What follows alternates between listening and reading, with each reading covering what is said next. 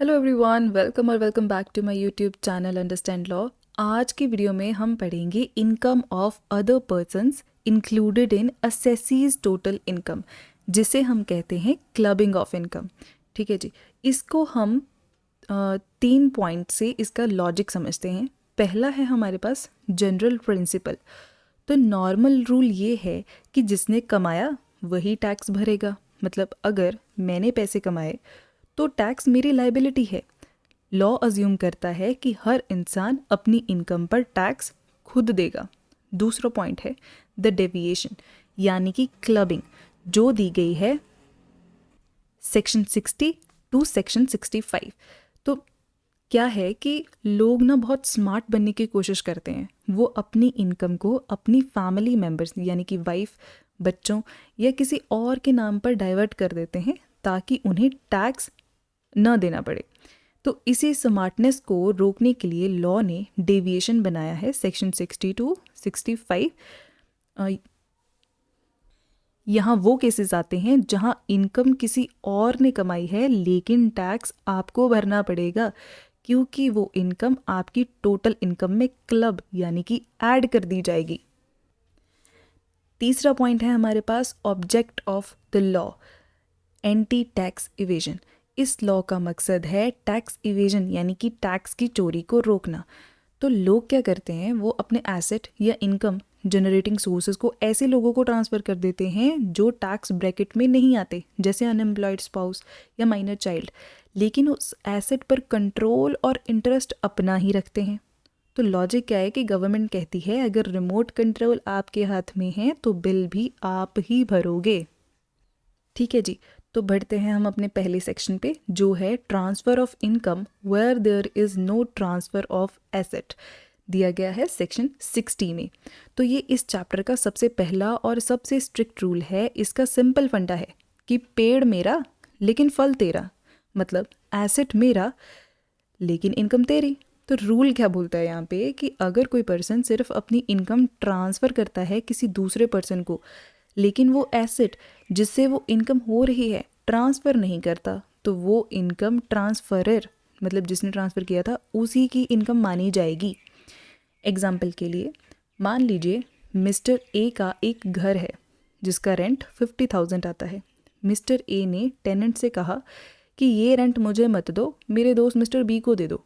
तो यहाँ mister A ने सिर्फ रेंट ट्रांसफ़र किया है, घर यानी कि एसेट ट्रांसफ़र नहीं किया। तो इस केस में वो रेंट मिस्टर ए की ही इनकम में क्लब हो जाएगा। वहीं अगर हम इसकी एप्लीकेशन की बात करें तो सेक्शन 60 बहुत स्ट्रिक्ट है और ये दो चीज़ों को बिल्कुल इग्नोर कर देता है। पहला, रिवोकेबल और नॉट, चाहे आपने वो इनकम हमेशा के लिए ट्रांसफ़र किया है या कुछ वक्त के लिए, यानी कि रिवोकेबल, इससे कोई फ़र्क नहीं पड़ता। अगर एसेट ट्रांसफ़र नहीं हुआ है तो सेक्शन 60 ट्रिगर हो जाएगा। दूसरी कंडीशन, टाइमिंग। ये रूल पुराने ट्रांसफ़र पर भी उतना ही लगता है जितना नए ट्रांसफ़र पर लगेगा। डन हो गया। तीसरा हम देख लेते हैं डेफिनेशन ऑफ ट्रांसफ़र। तो लॉ ने ना ट्रांसफ़र वर्ड को बहुत ब्रॉड रखा है ताकि कोई लूप होल ना बचे। इसमें शामिल है सेटलमेंट, ट्रस्ट, मतलब किसी ट्रस्ट के ज़रिए इनकम डाइवर्ट करना, कोवेनेंट एग्रीमेंट, कोई भी लिखित या मौखिक समझौता, फिर ये अरेंजमेंट, कोई भी जुगाड़ या सेटअप जैसे इनकम शिफ्ट हो रही हो। फिर है हमारे पास एक्सेप्शन। तो सेक्शन 60 का ना कोई एक्सेप्शन नहीं है, मतलब अगर इनकम ट्रांसफ़र हुए बिना एसेट ट्रांसफ़र किए तो क्लबिंग होनी ही होनी है। टैक्स पेयर ये एक्सक्यूज़ नहीं दे सकता कि मैंने तो कोई भले का काम किया था, मैंने किसी भलाई में अपनी इनकम को जो है किसी और को दे दिया, यहाँ पे क्लबिंग नहीं होनी चाहिए। ये एक्सक्यूज़ इस सेक्शन में नहीं चलता है। ठीक है जी। नेक्स्ट सेक्शन है हमारे पास section 61, revocable transfer of asset. तो रूल क्या है कि अगर कोई इंसान अपना कोई एसेट जैसे प्रॉपर्टी, एफडी या शेयर किसी दूसरे को ट्रांसफ़र करता है लेकिन वो ट्रांसफ़र रिवोकेबल, मतलब वापस लेने लायक है, तो उस एसेट से होने वाली सारी इनकम ट्रांसफरर जिसने ट्रांसफ़र किया है उसकी इनकम में ही क्लब होगी। इसका सिंपल सा लॉजिक यही है कि लॉ कहता है कि अगर आपने एसेट देकर अपने पास वापस लेने का रास्ता खुला रखा है तो वो ट्रांसफ़र दिखावा है, इसलिए टैक्स आप ही भरोगे भैया। फिर है हमारे पास सेक्शन 63 जो बात करता है कि व्हाट इज़ रिवोकेबल ट्रांसफ़र। ठीक है, तो सेक्शन 63 डिफ़ाइन करता है कि हम कब कहेंगे कि ट्रांसफ़र रिवोकेबल है। इसमें दो कंडीशंस हैं।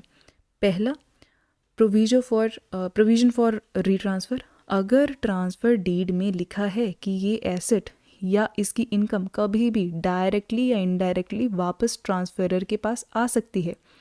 दूसरी कंडीशन, राइट टू रिअज्यूम पावर। अगर ट्रांसफरर के पास ये पावर है कि वो उस एसेट या इनकम पर अपना कब्ज़ा या कंट्रोल वापस पा सके। फॉर एग्ज़ाम्पल, मान लीजिए मैंने एक घर अपने भाई को दिया, ठीक है, लेकिन मेरे पास पावर है कि मैं जब चाहूँ इसे बेच दूँ या इसका किराया खुद रख लूँ। तो ये एक रेवोकेबल ट्रांसफ़र है। तो इन ट्रांसफ़र से इनकम टैक्स वालों को कोई फ़र्क नहीं पड़ता। अगर आप ऐसे ट्रांसफ़र्स कर रहे हो तब भी उससे एसेट से जनरेट होने वाली इनकम आपकी ही इनकम मानी जाएगी। फिर है हमारे पास एक्सेप्शंस टू रेवोकेबल ट्रांसफ़र सेक्शन 62। तो ना हर रूल का एक एक्सेप्शन होता है, वैसे ही सेक्शन 62 बताता है कि कब एसेट ट्रांसफ़र होने के बाद भी इनकम क्लब नहीं होगी, यानी ट्रांसफरर को टैक्स नहीं देना पड़ेगा। इसमें सबसे पहले है हमारे पास trust life time of beneficiary. अगर एसेट एक ट्रस्ट को ट्रांसफ़र किया गया है और शर्त ये है कि जब तक बेनिफिशियरी जिसके फ़ायदे में ट्रस्ट बनाया गया है जिंदा है तब तक ट्रांसफरर एसेट वापस नहीं ले सकता। दूसरी कंडीशन है other transfer life time of transferee, मतलब अगर किसी पर्सन को एसेट दिया और शर्त ये है कि जब तक वो ट्रांसफरी जिसने एसेट लिया है जिंदा है तब तक ट्रांसफरर को वापस नहीं लेगा। तीसरा, ओल्ड ट्रांसफ़र्स। अगर ट्रांसफ़र 1 अप्रैल 1961 से पहले हुआ है और वो 6 साल से ज़्यादा पीरियड के लिए इर्रिवोकेबल मतलब ना वापस लेने लायक था, तो इन केसेस में क्लबिंग तब तक नहीं होगी जब तक वो बेनिफिशियरी या ट्रांसफरी जिंदा है। उनकी डेथ के बाद अगर एसेट वापस आ जाता है तब क्लबिंग शुरू हो जाएगी। ठीक है जी। फिर है हमारे पास एक प्रोविजो मैंडेटरी कंडीशन। ये सबसे इंपॉर्टेंट कंडीशन है। ऊपर दिए गए एक्सेप्शंस तभी वैलिड हैं जब ट्रांसफरर को उस इनकम से कोई डायरेक्ट या इनडायरेक्ट बेनिफिट ना मिल रहा हो। एक्सप्लेनेशन के लिए, मान लीजिए कि मैंने एक एसेट ट्रांसफ़र किया इर्रिवोकेबल ड्यूरिंग लाइफ टाइम, लेकिन उसका रेंट जो है वो इनडायरेक्टली मेरे ही बैंक अकाउंट में आ रहा है या मेरे खर्चे निकालने के लिए यूज़ हो रहा है। तो ऐसे केसेस में सेक्शन 62 का एक्सेप्शन काम नहीं करेगा और क्लबिंग हो जाएगी। ऑलराइट, नेक्स्ट है हमारे पास income of individual to include income of spouse, minor, child etcetera. तो अब आता है भाई इस चैप्टर का सबसे फेमस और प्रैक्टिकल सेक्शन जो अक्सर एग्ज़ाम और रियल लाइफ दोनों में देखा जा सकता है। तो यहाँ पे सबसे पहले है सेक्शन 64 सबसेक्शन 1 जो बात करता है family members, spouse, minor, child की इनकम क्लब करने की। ठीक है, सबसे पहले हम देखेंगे इनकम ऑफ स्पाउस जो दिया गया है सेक्शन 64 सबसेक्शन 1 क्लॉज 2 में। तो इस सेक्शन का फोकस है रेम्यूनरेशन पर, यानी सैलरी, कमीशन या फीस जो एक स्पाउस को मिलती है किसी ऐसी जगह से जहां दूसरे स्पाउस का होल्ड या फिर इंटरेस्ट हो। तो देखिए रूल क्या है। रेम्यूनरेशन फ्रॉम अ कंसर्न, अगर कोई इंडिविजुअल, मान लीजिए मिस्टर ए, किसी बिजनेस या कंपनी या कंसर्न में सब्सटैंशियल इंटरेस्ट रखता है और उसकी वाइफ मिसेस ए को वहाँ से सैलरी, कमीशन या कोई भी रेम्यूनरेशन मिलती है, तो वो मिसेस ए की इनकम नहीं मानी जाएगी, वो इनकम मिस्टर ए की इनकम में क्लब हो जाएगी। इसका लॉजिक बहुत ही सिंपल है कि इनकम टैक्स डिपार्टमेंट को लगता है कि मिस्टर ए ने अपनी वाइफ को सिर्फ इसलिए एम्प्लॉय दिखाया है ताकि वो अपने बिजनेस का प्रॉफिट सैलरी के नाम पे डिस्ट्रीब्यूट करके अपना टैक्स बचा सके। ठीक है, लेकिन यहाँ पे एक एक्सेप्शन है हमारे पास, मतलब द टैलेंट क्लॉज भी बोलते हैं इसको। तो ये रूल ना हर जगह नहीं लगता। लॉ टेक्निकल और प्रोफेशनल क्वालिफिकेशंस की बहुत अच्छे से इज्जत करता है। तो यहाँ पे कंडीशन क्या है कि अगर स्पाउस, हमारी एग्जांपल में मिसेस ए, अगर उनके पास कोई रेलेवेंट डिग्री, टेक्निकल नॉलेज या एक्सपीरियंस है और उन्हें सैलरी उनकी काबिलियत यानी कि स्किल्स की वजह से मिल रही है, तो क्लबिंग नहीं होगी। फॉर एग्ज़ाम्पल, अगर मिस्टर ए की एक हॉस्पिटल है जहाँ पे उनका सब्सटैंशियल इंटरेस्ट है और मिसेस ए एक एमडी डॉक्टर है जो वहाँ पेशेंट देखती हैं, तो उनकी सैलरी उनकी अपनी इनकम होगी, क्लब नहीं होगी, क्योंकि वो उनको उनके स्किल्स की वजह से, उनके प्रोफेशन की वजह से मिल रही है। ठीक है, फिर नेक्स्ट रूल है हमारे पास, रूल फॉर बोथ स्पाउसेस। मतलब जब दोनों ही बॉस हों, अगर मिस्टर ए और मिसेस ए दोनों का एक बिजनेस में सब्सटैंशियल इंटरेस्ट है और दोनों वहाँ से सैलरी ले रहे हैं, तो क्या होगा? तो इसका सोल्यूशन ये है कि पहले दोनों की इंडिविजुअल टोटल इनकम कैलकुलेट करो, मतलब फिर जिस स्पाउस की इनकम ज़्यादा यानी कि ग्रेटर होगी, दोनों की रेम्यूनरेशन उसी के पास क्लब हो जाएगी। ठीक है जी, यहाँ पे एक बात हम याद रखेंगे कि एक बार जिसके पास क्लब हो गई, आगे के सालों में भी वही प्रोसेस फॉलो होगा जब तक एओ यानी कि असेसिंग ऑफिसर को ना लगे कि बदलाव ज़रूरी है। फिर आते हैं हम सब्सटैंशियल इंटरेस्ट पे। यहाँ पे हमने देखा कि सब्सटैंशियल इंटरेस्ट है अगर किसी स्पाउस का, तब इनकम क्लब हो जाती है। ठीक है, अब हम समझेंगे कि सब्सटैंशियल इंटरेस्ट कब कहेंगे हम कि हाँ भाई किसी पर्सन का, किसी एक स्पाउस का कोई सब्सटैंशियल इंटरेस्ट है किसी कंपनी में या किसी ऑर्गेनाइजेशन में। तो वो दिया गया है हमें एक्सप्लेनेशन 2 में। इसमें 2 पॉइंट्स हैं। पहला कि इन ए कंपनी अगर वो पर्सन अकेले या अपने रिलेटिव्स, अपने रिश्तेदारों के साथ मिलकर कम से कम 20% वोटिंग पावर यानी कि इक्विटी शेयर्स होल्ड करता है, तब उसका सब्सटेंशियल इंटरेस्ट माना जाएगा। दूसरा, इन एनी अदर केसेस यानी कि फर्म या एओपी एसोसिएशन ऑफ पर्सन्स के केसेस में अगर वो प्रॉफिट में 20% या उससे ज़्यादा का हिस्सेदार हो, तब हम कहेंगे कि भाई इस बंदे का यहाँ पे सब्सटैंशियल इंटरेस्ट है। फिर यहाँ हमने देखा कि भाई कौन कौन रिलेटिव्स हैं। तो रिलेटिव्स में आ जाते हैं लीनियल असेंडेंट, माता पिता या डिसेंडेंट या उनके बच्चे, स्पाउस, भाई बहन। ठीक है, ये सब आ जाते हैं। ठीक है, ये यहाँ पे ना दोनों कहा गया है कि एक बंदे का अपना भी और उसके रिश्तेदारों के शेयर को एग्रीगेटली माना जाता है, तब कह सकते हैं उनके मतलब क्लब कर उनको जोड़ के देखा जाता है कि क्या उनका सब्सटेंशियल इंटरेस्ट बन रहा है। मतलब अगर मेरे पास 10% शेयर है, ठीक है, और मेरी बहन के पास भी 10% शेयर है, तो मान लिया जाएगा कि वहाँ पे मेरा सब्सटेंशियल इंटरेस्ट है, क्योंकि वो मिलकर 20% बन रहा है ना। ये बात है। नेक्स्ट है हमारे पास income to spouse from the asset transferred, जो दिया गया है सेक्शन 64 सबसेक्शन 1 क्लॉज 4 में। अब रूल क्या है कि अगर कोई इंडिविजुअल हस्बैंड या वाइफ अपने स्पाउस को कोई एसेट जैसे कि कैश से शेयर्स या ज्वेलरी गिफ्ट करता है या सस्ते में बेचता है, तो उस एसेट से जो भी कमाई होगी वो ट्रांसफरर की इनकम में क्लब होगी। एग्जाम्पल के लिए किसी ने अपनी वाइफ को 10 लाख गिफ्ट किए और उन्होंने उसकी एफडी करवा दी। अब उस एफडी पर जो इंटरेस्ट आएगा वो हस्बैंड की इनकम मान लिया जाएगा। ठीक है, वाइफ की नहीं मानेंगे, उसको क्लब कर देंगे हस्बैंड की इनकम में। यही ये सेक्शन बोलता है। फिर यहाँ पे कुछ एक्सेप्शन भी है भाई। पहला है कि एडिक्वेट कंसिडरेशन, अगर हस्बैंड ने वो एसेट गिफ्ट नहीं किया बल्कि मार्केट रेट पर बेचा है अपनी वाइफ को। ठीक है, मान लीजिए कोई घर है, वो 50 लाख की उसकी मार्केट वैल्यू है और वो 50 लाख का ही उस हस्बैंड ने अपनी वाइफ को घर बेचा है, तो वहाँ पे कंसिडरेशन हो रही है ना, एडिक्वेट कंसिडरेशन हो रही है, तब क्लबिंग नहीं होगी, तब ये रूल अप्लाई नहीं होगा। दूसरा, एग्रीमेंट टू लिव अपार्ट, जहाँ पर अगर हस्बैंड और वाइफ के बीच झगड़ा है या वो अलग रहने का फैसला करते हैं जैसे जुडिशियल सेपरेशन, और उस एग्रीमेंट के तहत कोई एसेट दिया जाता है, तो उसकी इनकम क्लब नहीं होगी। फिर है भैया हमारे पास सेक्शन 27 क्लॉज 1, ये हाउस प्रॉपर्टी से रिलेटेड है कि अगर हाउस प्रॉपर्टी ट्रांसफ़र की है तो क्लबिंग प्रोविज़न की जगह डीम्ड ऑनर का कंसेप्ट लगता है। अब डीम्ड ऑनर का कंसेप्ट हमने पढ़ा था इनकम फ्रॉम हाउस प्रॉपर्टी में, तो जिसने वो वीडियो देखी है तो चलो जल्दी से कमेंट करके बताओ कि डीम्ड ऑनर में कौन कौन आते हैं। फिर है हमारे पास एक case of John Thomas versus CIT 1964 का।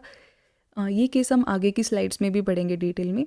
यहाँ पे क्या था कि एक पर्सन ने अपनी फियांसी को गिफ्ट दिया, कोई गिफ्ट देते हैं वो, ठीक है, और फिर बाद में उनकी शादी होती है, तो बाद में इनकम टैक्स वाले बोलते हैं कि भाई ये तो आपकी वाइफ को आपने गिफ्ट करा तो क्लब होगा, वो बोल, तब कोर्ट ने ये बोला था कि जब वो गिफ्ट दिया गया, जब वो ट्रांसफ़र किया गया, तब उनके बीच में हस्बैंड वाइफ वाला रिलेशन नहीं था, तो इसलिए क्लबिंग भी नहीं होगी, ठीक है। इस केस को हम डिटेल में भी पढ़ेंगे आगे। नेक्स्ट चलते हैं income from asset transfer to son's wife, जो दिया गया है सेक्शन 64 सबसेक्शन 1 क्लॉज 6 में। अब देखो, लॉ मेकर्स को पता था कि लोग वाइफ के बाद बहू यानी कि सन्स वाइफ के नाम पे प्रॉपर्टी ट्रांसफ़र करेंगे, इसलिए सेक्शन 64 सबसेक्शन 1 क्लॉज 6 बनाया गया। अब रूल क्या है कि अगर ससुर या सास मतलब इंडिविजुअल अपनी बहू को कोई एसेट ट्रांसफ़र करते हैं बिना पूरे पैसे लिए, विदाउट एडिक्वेट कंसिडरेशन, तो उस एसेट की इनकम ससुर या सास जो भी होंगे उनकी इनकम में क्लब होगी, ठीक है। ये रूल ना 1 जून 1973 के बाद वाले ट्रांसफ़र पर ही अप्लाई होता है, तो ये डेट हम याद रखेंगे। ऑलराइट, अब यहाँ पे एक नीचे क्वेश्चन दिया गया है, इसको आप पढ़ लेंगे और इसको सॉल्व करके देखना, फिर आपके कंसेप्ट और भी अच्छे से क्लियर हो जाएंगे। चलिए हम कर ही लेते हैं इसको सॉल्व। अब इसमें ना 3 फैक्ट दिए गए हैं इस क्वेश्चन में हमारे पास। पहला, एक पर्सन है अजय, उसके पास 25% शेयर है। कैसे? बोलते हैं कि 5000 आउट ऑफ 20,000 के इक्विटी शेयर्स हैं, जो क्या बनता है 25% बनता है। दूसरा फैक्ट दिया गया है कि वाइफ है अनीता, जिनके पास BA की डिग्री है, वो क्या है वहाँ पे फाइनेंस मैनेजर का काम कर रही हैं और उनको 40,000 रुपये पर मंथ जो है वो सैलरी दी जा रही है, ठीक है।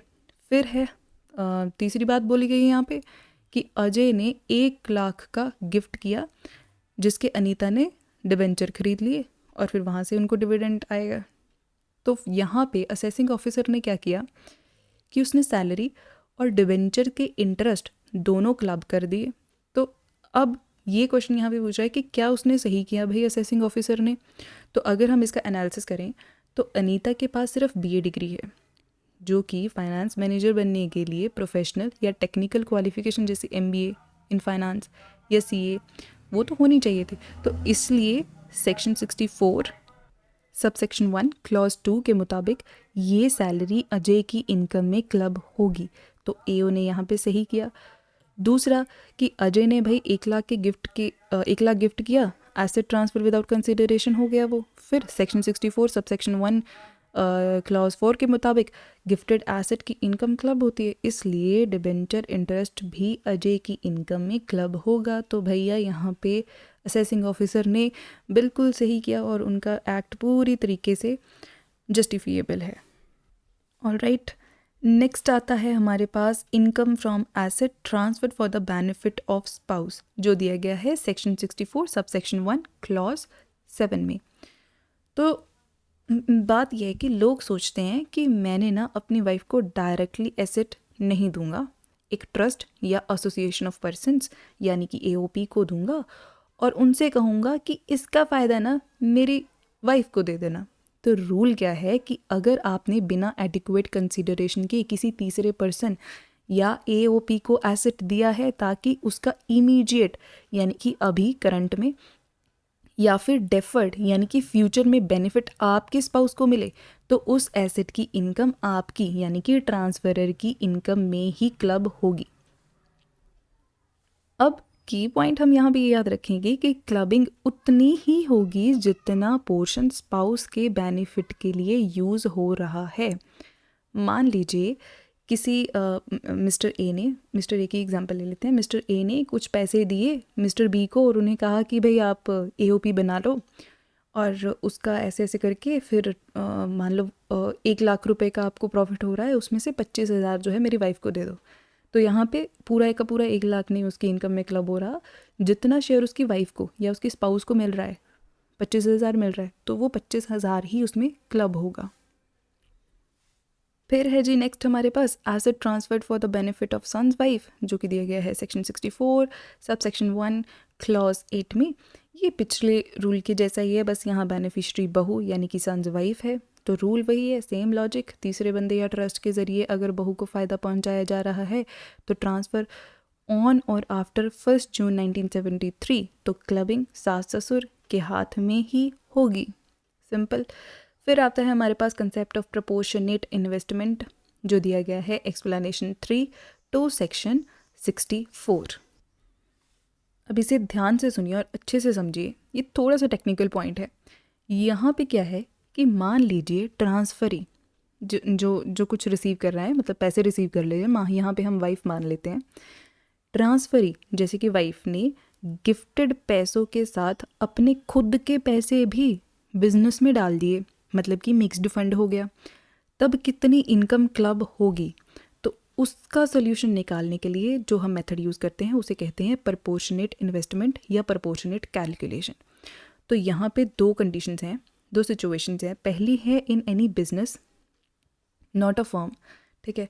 अगर वाइफ ने उस गिफ्टेड अमाउंट को किसी बिजनेस में इन्वेस्ट किया है तो क्लबिंग के लिए हमें ये फॉर्मूला यूज़ करना होगा। फॉर्मूला क्या है? Value of investment aforesaid on first day of previous year upon total investment in the business by transfer on that day into total business income। अब इस फॉर्मूले का लॉजिक क्या है कि first day of previous year यानी कि 1 अप्रैल की वैल्यू देखनी है, साल के बीच में कितना और इन्वेस्ट किया है उससे फ़र्क नहीं पड़ता। मान लो कि अगर 1 अप्रैल को टोटल इन्वेस्टमेंट 10 लाख था जिसमें से 2 लाख हस्बैंड ने गिफ्ट किया था, ठीक है, 20%, तो पूरे साल के बिजनेस प्रॉफिट का 20% हस्बैंड की इनकम में क्लब हो जाएगा। ठीक है जी, याद रखेंगे।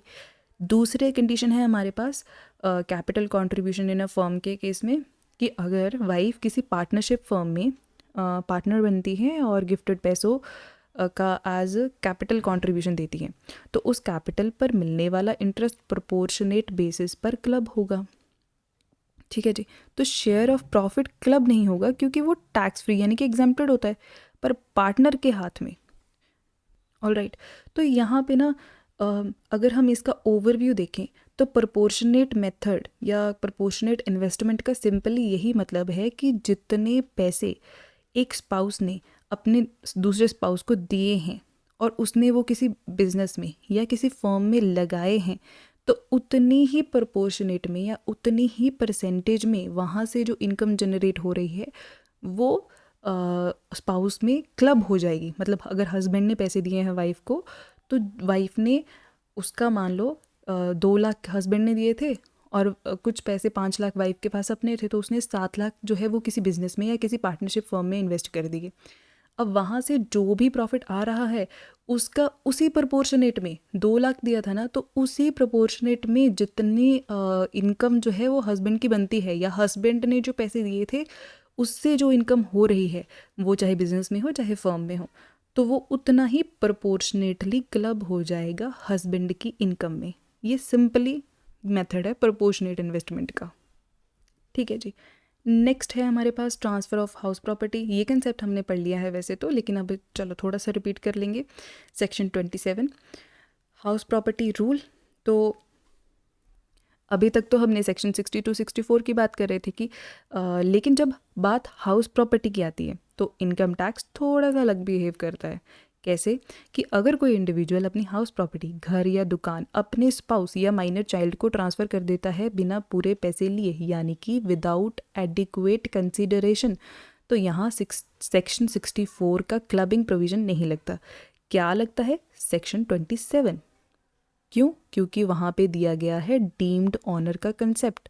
तो लॉ कहता है कि प्रॉपर्टी भले ही स्पाउस या माइनर चाइल्ड के नाम पे हो लेकिन ट्रांसफरर को ही उसका डीम्ड ऑनर माना गया मालिक समझा जाएगा। क्योंकि आप डीम्ड ऑनर हो इसलिए उस प्रॉपर्टी का किराया यानी कि रेंटल इनकम आपके हाथ में income from house property head के अंदर टैक्स होगा। देखो अब ऐसा क्यों है, इसको हम अलग से क्यों पढ़ रहे हैं, हमें ये सेक्शन 27 को ही क्यों अप्लाई करना है? हम क्लबिंग में भी तो उनकी इनकम को क्लब कर सकते हैं। तो इसका ना एक सिंपल सा लॉजिक है कि सेक्शन 27 एक स्पेसिफिक प्रोविज़न है और लॉ का रूल है कि जब स्पेसिफिक प्रोविज़न मौजूद हो तो जनरल प्रोविज़न यहाँ सेक्शन 64 उसको साइड में रख दिया जाता है। इसलिए हाउस प्रॉपर्टी के केस में हमेशा सेक्शन 27 ही पहले आएगा। जनरल प्रोविज़न जो क्लबिंग के है वो बाद में देखे जाएंगे, यहाँ पे हमारे पास स्पेसिफिक प्रोविज़न है तो पहले वही अप्लाई होगा। ठीक है, अब इसके कुछ केस लॉस देख लेते हैं, जिसमें सबसे पहले है हमारे पास सेवंतीलाल वर्सेस CIT 1968 का केस है। यहाँ पे इशू क्या था कि अगर किसी ने अपनी वाइफ को घर गिफ्ट किया और वो वाइफ ने वो घर बेच दिया, तो बेचने पर जो कैपिटल गेन हुआ है वो भी क्या क्लब होगा? तो सुप्रीम कोर्ट ने कहा कि हाँ, इनकम वर्ड में कैपिटल गेन्स भी शामिल है। अगर गिफ्टेड एसेट को बेचकर प्रॉफिट होता है तो वो प्रॉफिट भी ट्रांसफरर की इनकम में ही क्लब हो जाएगा। सिंपल। दूसरा केस है मोहिनी थापड़ वर्सेस CIT AIR 1964 का केस है। इसमें इशू क्या था कि अगर किसी ने अपनी वाइफ को कैश गिफ्ट किया और उन्होंने उस कैश से शेयर्स खरीद लिए, तो क्या शेयर्स का डिविडेंड क्लब होगा? तो कोर्ट ने यहाँ कहा कि क्लबिंग सिर्फ डायरेक्ट इनकम पर नहीं बल्कि इनडायरेक्ट इनकम पर भी लगती है। कैश से एसेट बनाना और एसेट से इनकम आई तो ये सब क्लब ही होगा। नेक्स्ट केस है हमारे पास CIT वर्सेस MSS राजन 2001 का केस है। अब यहाँ पे है इनकम ऑन इनकम। ठीक है, इसको नाम याद रखेंगे क्योंकि ये ना सबसे ज़्यादा पूछे जाने वाला पॉइंट है। तो रूल क्या है कि क्लबिंग सिर्फ उसी एसेट पर लगती है जो ट्रांसफ़र किया गया था। उस इनकम से जो नया पैसा बनेगा यानी कि इनकम ऑन इनकम, वो क्लब नहीं होगा। एग्जाम्पल के लिए किसी ने कोई फ्लैट ट्रांसफ़र किया, ठीक है, और उसका रेंट क्लब हुआ, यहाँ तक सही है। फिर वाइफ ने उस रेंट के पैसे की FD करवा दी, अब उस FD का इंटरेस्ट आ रहा है, वो क्लब नहीं होगा। ठीक है, क्योंकि वो क्या हो रहा है, इनकम ऑन इनकम हो रही है, तो वो क्लब नहीं होगा। अब ये ऐसा क्यों है? इसका लॉजिक सिंपल है कि लेजिस्लेचर का मकसद ओरिजिनल एसेट की इनकम पकड़ना है, ट्रांसफरी की मेहनत या इन्वेस्टमेंट से कमाई गई सेकेंडरी इनकम को नहीं। ठीक है जी, तो इनकम ऑन इनकम इज़ जो है वो क्लब नहीं होती है। नेक्स्ट है हमारे पास concept of income of a minor child जो दिया गया है सेक्शन 64(1)(a) में। तो बच्चों के नाम पर इन्वेस्टमेंट करना टैक्स बचाने का एक पुराना तरीका था जिसे लॉ ने इस सेक्शन के ज़रिए लॉक कर दिया है। जनरल रूल क्या है कि अगर कोई माइनर चाइल्ड 18 साल से कम उम्र का कोई इनकम अर्न करता है और उसे किसी एसेट से हो रही है, ठीक है, तो वो इनकम उसके पेरेंट्स की टोटल इनकम में क्लब कर दी जाएगी। लेकिन यहाँ पे इसके 3 गोल्डन एक्सेप्शंस हैं जहाँ क्लबिंग नहीं होगी। तो लॉ कहता है कि अगर बच्चा अपनी मेहनत या अपनी काबिलियत से कमा रहा है तो उसे क्लब नहीं किया जाएगा। ठीक है, इसीलिए पहली क्या एक्सेप्शन है हमारे पास, मैनुअल वर्क। अगर बच्चा कहीं मेहनत मजदूरी या फिजिकल काम करके पैसे कमा रहा है तो वो क्लब नहीं होगा। दूसरी बात, स्किल एंड टैलेंट। अगर बच्चा अपनी टैलेंट जैसे TV shows, singing, dancing, sports ये स्पेशलाइज्ड नॉलेज से कमा रहा है तब भी क्लबिंग नहीं होगी। और तीसरा है डिसेबिलिटी जो दिया गया है सेक्शन 80U में। अगर बच्चा किसी ऐसी फिजिकल या मेंटल डिसेबिलिटी से जूझ रहा है जो सेक्शन 80U में मेंशन है तो उसकी कोई भी इनकम क्लब नहीं होगी। फिर आता है भैया कि in whose income is it clubbed, कि पेरेंट माता के मतलब किसी बच्चे की जो इनकम है वो उसके मदर के उसमें इनकम में क्लब होगी या फादर की इनकम में क्लब होगी। तो इसके लिए 2 कंडीशंस हैं। पहली है जब मैरिज सबसिस्ट, मतलब माता पिता साथ हैं, तो उस पेरेंट की इनकम में क्लब होगी जिसकी टोटल इनकम ज़्यादा है, मतलब ग्रेटर है, वहाँ पे क्लब होगी। दूसरी सिचुएशन है मैरिज डज नॉट सबसिस्ट, मतलब डाइवोर्स या सेपरेशन हो गया है, तो उस पेरेंट की इनकम में क्लब होगा जो उस साल बच्चे को मेंटेन यानी कि देखभाल कर रहा है। सिंपल। फिर यहाँ पे हम एक नोट याद रखेंगे कि अगर एक बार बच्चे की इनकम फादर के हाथ में क्लब हो गई तो आगे भी वही होगा। इसे बदलने के लिए असेसिंग ऑफिसर की परमिशन चाहिए होगी और वो भी तब तक जब तक AO को लगे कि ऐसा करना बच्चे के हित में है या ज़रूरी है, तभी पॉसिबल है। फिर है यहाँ पे कुछ एडिशनल पॉइंट्स। जिसमें सबसे पहले है हमारे पास एग्जेम्पशन जो दिया गया है सेक्शन 10 सब सेक्शन 32 में। ये तो भैया भलाई का सेक्शन है। यहाँ पे लॉ कहता है कि अगर क्लबिंग हो रही है तो पेरेंट को हर बच्चे के लिए 1500 तक की एग्जेम्पशन मिलती है। ठीक है, अगर बच्चे का इंटरेस्ट 2000 आया है तो सिर्फ 2000 में से 1500 माइनस करके यानी कि 500 ही क्लब होगा। 1500 की क्या मिल गई उनको, एक्सेप्शन मिल गई, और ये जितने भी बच्चे होंगे उन पे 1500 मिलती है। ठीक है, हर चाइल्ड पे मिलता है चाहे कितने भी बच्चे हों। दूसरा है यहाँ पे डेफिनेशन ऑफ चाइल्ड। तो इनकम टैक्स के लिए चाइल्ड का मतलब सिर्फ सगी औलाद नहीं है, इसमें स्टेप चाइल्ड और अडॉप्टेड चाइल्ड भी शामिल हैं। तीसरा है हमारे पास रिक्वायरमेंट ऑफ नेक्सस, जिसमें हम एक केस देखते हैं CIT वर्सेस श्री प्रेम भाई पारेख 1970 का केस है। तो यहाँ पे ना कोर्ट ने कहा कि क्लबिंग तभी होगी जब ट्रांसफ़र ऑफ एसेट और इनकम के बीच एक प्रॉक्सिमेट कनेक्शन यानी कि गहरा रिश्ता हो। ठीक है, तो एक बात हम यहाँ पे और याद रखेंगे कि अगर बच्चा मेजर यानी कि 18+ हो जाता है साल के बीच में, तो क्लबिंग सिर्फ उसी दिन तक होगी जब तक वो माइनर था। जिस दिन से बच्चा 18 साल का हुआ उसके बाद की इनकम उसकी अपनी इनकम हो जाएगी, जिसे हम अपोर्शनमेंट ऑफ इनकम कहते हैं।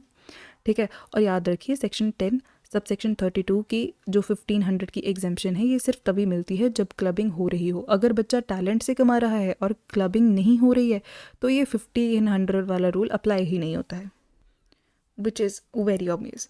इसके बाद है हमारे पास next income of HUF Hindu undivided family, जो दिया गया है सेक्शन 64 सब सेक्शन 2 में। इसका पहले लॉजिक समझ लेते हैं कि जो एक HUF है ना, ये एक सेपरेट टैक्सेबल एंटिटी होती है जिसे बेसिक एग्जेम्पशंस मिलती हैं, कुछ फ़ायदे मिलते हैं। तो लोग क्या करते थे, अपनी पर्सनल प्रॉपर्टी यानी कि सेल्फ एक्वायर्ड प्रॉपर्टी को HUF की प्रॉपर्टी में यानी कि कॉमन स्टॉक्स में बता देते थे ताकि उसकी इनकम पर HUF के नाम से कम टैक्स देना पड़े, क्योंकि HUF वालों को कुछ एग्जेम्पशंस मिलती हैं। तो ठीक है, फिर रूल क्या है कि अगर HUF का कोई मेंबर अपनी पर्सनल प्रॉपर्टी को कन्वर्ट करता है जॉइंट फैमिली प्रॉपर्टी में, या ट्रांसफ़र करता है बिना एडिक्वेट कंसिडरेशन के, या थ्रो करता है इन कॉमन स्टॉक, तो उस प्रॉपर्टी से होने वाली इनकम पर क्लबिंग के रूल्स लगेंगे। इसकी ना 2 स्टेजेस हैं। पहला है क्लबिंग बिफोर पार्टीशन, मतलब मान लीजिए मिस्टर X ने अपनी पर्सनल बिल्डिंग HUF को दे दी। अब उस बिल्डिंग का किराया HUF के बैंक अकाउंट में आ रहा है।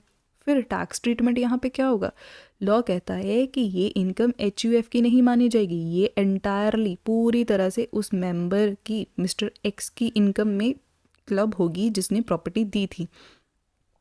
अब ऐसा क्यों, क्योंकि प्रॉपर्टी आपकी थी और आपने टैक्स भरने के लिए उसे पूल किया है, इसलिए टैक्स आप ही भरोगे।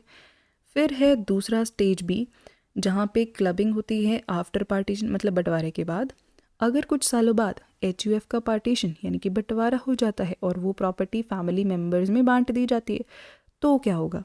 तो यहाँ पे एक छोटा सा ट्विस्ट है कि अगर उस प्रॉपर्टी का कोई हिस्सा ट्रांसफरर की स्पाउस यानी कि पत्नी या पति दोनों उनको मिलता है, तो उस हिस्से से होने वाली इनकम भी ट्रांसफरर की इनकम में ही क्लब होगी। एग्जाम्पल के लिए, जो हमारे मिस्टर X है उन्होंने प्रॉपर्टी दी थी, ठीक है, और पार्टीशन पर उसका 1/3 हिस्सा मिस्टर X को मिला, 1/3 हिस्सा उनके बेटे को मिला और 1/3 हिस्सा उनकी वाइफ को, उनकी मिसेस को मिला। फिर यहाँ पे क्या हो रहा है, मिस्टर X वाला हिस्सा उनका अपना है, वो टैक्सेबल है। उनके बेटे वाला हिस्सा वो उनकी बेटी की इनकम है, तो वहाँ पे क्लबिंग नहीं होगी। हाँ, अगर वो माइनर है तब क्लबिंग हो सकती है, अगर वो मेजर है तब क्लबिंग नहीं होगी, क्योंकि वो 18+ है, वो उसकी अपनी इनकम हो जाएगी। फिर जो मिसेस X को हिस्सा मिला, जो उनकी वाइफ को 1/3 1/3 हिस्सा मिला, तो वो भी मिस्टर X की ही इनकम में क्लब हो जाएगा। ठीक है जी, नेक्स्ट आते हैं हमारे पास कुछ इम्पॉर्टेंट केस लॉज।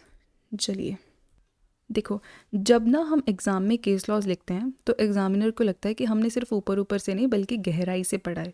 तो इन चारों केस लॉज को एक्सप्लेन करने का तरीका हम देख लेते हैं। ये इनको हम पूरा नहीं पढ़ेंगे, इनमें जो प्रिंसिपल सेट्स हुए हैं वही पढ़ेंगे, ठीक है। और इनको जब आप लिखोगे तो आपको अच्छे खासे मार्क्स मिलने वाले हैं पेपर में। सबसे पहला है हमारे पास तुलसीदास किला चंद वर्सेस सीआईटी का केस है 1961 का। इसमें जो प्रिंसिपल सेट हुआ है वो है कि लव इज़ नॉट कंसिडरेशन। देखो प्रॉब्लम क्या थी कि लोग कहते हैं कि मैंने तो भाई अपनी वाइफ को घर गिफ्ट किया है क्योंकि मैं तो उनसे बहुत प्यार करता हूँ, ठीक है, और प्यार ही मेरी कंसिडरेशन है, मेरी कीमत है। तो यहाँ पे कोर्ट ने क्या जजमेंट दी कि सुप्रीम कोर्ट ने साफ कह दिया कि नेचुरल लव एंड अफेक्शन को इनकम टैक्स में एडिक्वेट कंसिडरेशन नहीं माना जाएगा। ऑलराइट, तो टैक्स से बचने के लिए आप प्यार का बहाना नहीं बना सकते हैं। अगर पैसे या मार्केट वैल्यू की कोई चीज़ नहीं ली गई तो क्लबिंग नहीं होगी। चलो सही भी है, प्यार की कोई कीमत लगा भी कैसे सकता है भाई। फिर दूसरा केस है हमारे पास विनोद कुमार रोटीलाल का केस। यहाँ पे द ट्वाइस कंडीशन का प्रिंसिपल सेट हुआ था। तो हुआ क्या कि हस्बैंड और वाइफ का रिश्ता कब होना चाहिए इस रूल से रिलेटेड था। तो इसमें क्या था कि जजमेंट जो आई तो रिश्ता 2 वक्त पर होना ज़रूरी है। एक तो जब ट्रांसफ़र किया गया तब वो हस्बैंड वाइफ होना चाहिए। दूसरी बात, जब उस एसेट से इनकम अक्रू यानी कि इनकम पैदा हो रही है तब भी वो हस्बैंड वाइफ होने चाहिए। फॉर एग्जांपल कि अगर शादी से पहले गिफ्ट दिया तब क्लबिंग नहीं होगी। दूसरा, अगर ट्रांसफ़र के वक्त मैरिड थे लेकिन इनकम आने से पहले डिवोर्स हो गया तब भी क्लबिंग नहीं होगी। मतलब कि दोनों टाइमिंग्स पर, एसेट के ट्रांसफ़र होने पर और एसेट से इनकम जनरेट होने पर, दोनों टाइमिंग पर जो रिलेशन है वो मेंटेन होना चाहिए। पहले रिलेशन नहीं है तब भी क्लबिंग नहीं होगी, बाद में भी रिलेशन नहीं है तब भी क्लबिंग नहीं होगी, ठीक है। फिर है तीसरा केस हमारे पास सीआईटी वर्सेस जीएम जोटला गोटला जो भी है, सॉरी जो भी है, 1983 का केस है। अब इसमें क्या था कि लॉजिक क्या है कि अक्सर लोग सोचते हैं कि इनकम ना क्लब होती है तो क्या लॉस भी क्लब होंगे। तो यहाँ पे कोर्ट ने जजमेंट दी और कहा कि इनकम टैक्स एक्ट में इनकम वर्ड में लॉसेस भी शामिल हैं, ठीक है। अगर वाइफ ने गिफ्टेड पैसों से बिजनेस किया और उसे वहाँ पे 2 लाख का नुकसान हो गया तो वो लॉस हस्बैंड की इनकम से माइनस यानी कि सेट ऑफ किया जाएगा। ऑलराइट, फिर है हमारे पास दामोदर के शाह वर्सेस सीआईटी 2001 का केस है। यहाँ पे जो प्रिंसिपल सेट हुआ था वो था the time lag does not matter. कैसे? देखो, किसी ने अपनी वाइफ को 10 साल पहले पैसे दिए थे, ठीक है, और उससे इनकम जो है वो आज जनरेट हो रही है, तो क्या अभी भी क्लबिंग होगी? तो जजमेंट क्या थी कि हाँ, ट्रांसफ़र और इनकम के बीच कितना भी वक्त यानी कि टाइम लैग गुजर गया हो या गुजर जाए, इससे क्लबिंग पर कोई भी असर नहीं पड़ता है। देखो फैक्ट्स इसमें क्या थे कि इस केस में ना हस्बैंड ने वाइफ की लाइफ इंश्योरेंस पॉलिसी के प्रीमियम भरे, ठीक है। जब पॉलिसी मैच्योर हुई और वो पैसे इन्वेस्ट करे गए तो उस पर मिलने वाला इंटरेस्ट यहाँ पे क्लब हुआ था। ऑलराइट, फिर आता है हमारे पास एक लीडिंग केस लॉ जो हमने पहले बात करा था, Philip John Thomas versus CIT 1964 का केस है। इस केस ने ना क्लबिंग के प्रोविज़न की टाइमिंग को लेकर एक बहुत बड़ा प्रेसिडेंट सेट किया था। यहाँ पे हम पूरी स्टोरी समझेंगे। देखो हुआ क्या सितंबर 3, 1947 को मिस्टर थॉमस और मिसेस नाइट की एंगेजमेंट यानी कि सगाई अनाउंस होती है।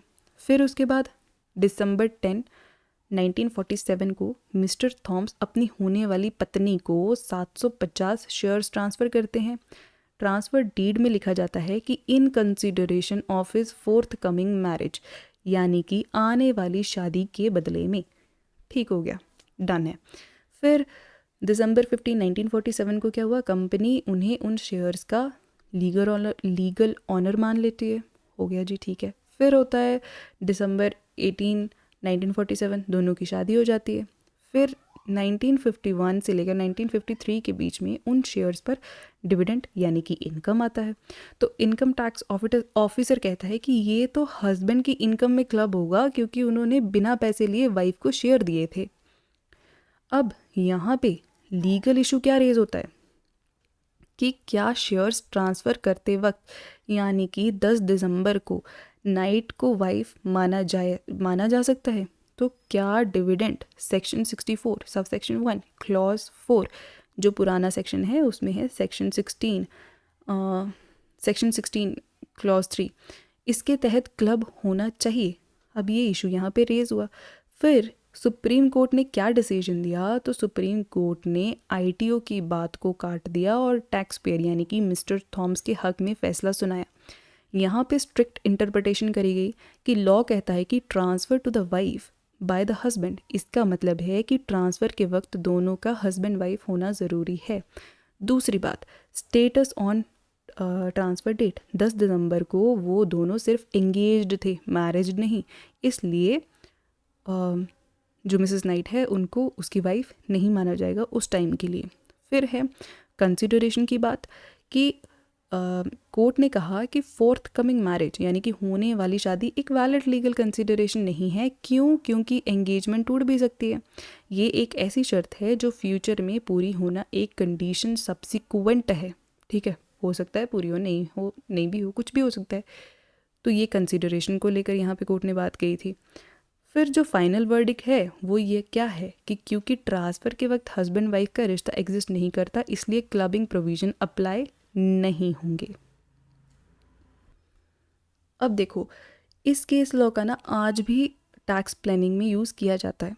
अगर कोई पर्सन अपनी फियांसे को मैरिज से पहले कोई एसेट गिफ्ट करता है तो उस पर क्लबिंग नहीं लगती है। लेकिन ध्यान रहे, आजकल ना GAR यानी कि जनरल एंटी अवॉइडेंस रूल बहुत स्ट्रिक्ट है। अगर टैक्स डिपार्टमेंट को लगा कि ये सिर्फ टैक्स बचाने के लिए एक प्री प्लान्ड ड्रामा है तो मुश्किल हो सकती है। ठीक है, फिर भी timing is everything in tax law. Alright, दूसरा हमारे पास लीडिंग केस है मोहिनी थापड़ वर्सेस CIT का केस। अब इस केस का कंटेक्स्ट क्या है कि भाई लॉ कहता है कि अगर स्पाउस को एसेट दिए तो इनकम क्लब होगी, लेकिन लोग ना अतरंगी टैक्स प्लानिंग करते थे। वो सोचते थे कि मैंने तो कैश दिया था और वाइफ ने उस कैश से शेयर खरीदे, अब डिविडेंड तो शेयर से आ रहा है तो कैश से थोड़ी आ रहा है, तो क्लबिंग क्यों? तो सुप्रीम कोर्ट ने इसी लॉजिक को इस केस में ध्वस्त किया। हुआ क्या कि स्टोरी क्या है कि मिस्टर करमचंद थापड़ ने अपनी वाइफ श्रीमती मोहिनी देवी थापड़ को एक कैश गिफ्ट दिया। ठीक है, वाइफ ने उस कैश को आइडल नहीं रखा, उन्होंने उस पैसे को एक हिस्सा यानी डिपॉजिट रखा और कुछ पैसे को जो है शेयर्स खरीद लिए। फिर क्या हुआ, इन इन्वेस्टमेंट से उन्हें 21,225 रुपये का कमाई हुई, डिविडेंड और इंटरेस्ट दोनों के रूप में, क्योंकि कुछ के शेयर्स खरीद लिए, कुछ ऐसे ही रख लिए। ठीक है, इन्वेस्ट कर लिए उन्होंने, जो भी किया, मतलब इतनी उनको इनकम हो गई। फिर क्या हुआ, जो इनकम टैक्स ऑफिसर थे उन्होंने ये पूरी इनकम मिस्टर थापड़ की इनकम में क्लब कर दी। अब यहाँ पे लीगल इशू ये रेज होता है कि भाई क्या ये 21,225 की ये इनकम डायरेक्टली और इनडायरेक्टली ट्रांसफर्ड एसेट से जुड़ी हुई है? क्या ये कैश का शेयर्स में बदल जाना यानी कि नेक्सस कनेक्शन को तोड़ देता है? तो यहाँ पे सुप्रीम कोर्ट ने डिसीजन दिया कि सुप्रीम कोर्ट ने ना बहुत ही क्लियर और पावरफुल जजमेंट दिया डायरेक्ट और इनडायरेक्ट के केस में। कोर्ट ने कहा कि लॉ में साफ लिखा है एसेट ट्रांसफर्ड डायरेक्टली और इनडायरेक्टली। इसका मतलब है कि अगर एसेट का फॉर्म बदल भी जाए यानी कि कैश टू शेयर्स भी हो जाए तब भी वो इनडायरेक्ट ट्रांसफ़र की कैटेगरी में ही रहेगा। दूसरी बात, नेक्सस यानी कि प्रॉक्सिमेट कनेक्शन। कोर्ट ने कहा कि इनकम और ओरिजिनल ट्रांसफ़र के बीच एक प्रॉक्सिमेट कनेक्शन है। अगर मिस्टर थापड़ कैश गिफ्ट नहीं देते तो वाइफ शेयर्स नहीं खरीद पाती और डिविडेंड नहीं आता, इसलिए सोर्स वहीं ट्रांसफ़र है। ऑलराइट, फिर है यहाँ पे क्या हो जाता है, उनकी जो अपील है वो डिसमिस हो जाती है और इनकम क्लब कर दी जाती है।